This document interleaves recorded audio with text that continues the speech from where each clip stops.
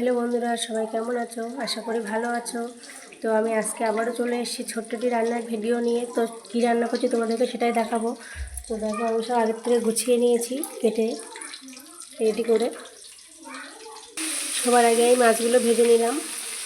তো দেখো বন্ধুরা, আমার মাছ ভাজা হয়ে গেছে। এবার তরকারি বসাবো। এটা পাঁচফোড়ন, তেজপাতা, একটু রসুন, পেঁয়াজ, ঝাল, একটু টমেটো, ঝালের গুঁড়ো, এটা হলো বেগুন আর আলু কাটা, লবণ দিয়ে দিলাম, এটা হলুদ, এটা জিরে,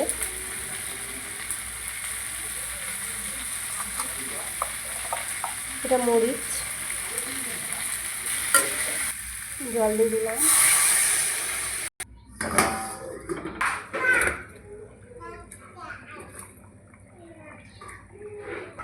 তো দেখো বন্ধুরা, আমার কিন্তু তরকারি হয়ে এসছে।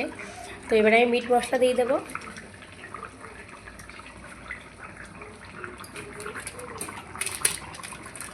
আর এটা হলো গরম মশলা।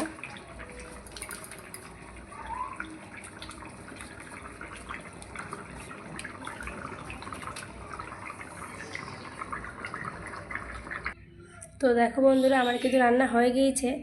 তো দেখো, বেগুন আলু আর বাটা মাছের তরকারি, এদিকে উচ্ছে ভাজা গোল গোল করে করেছিলাম। দেখো ভাত।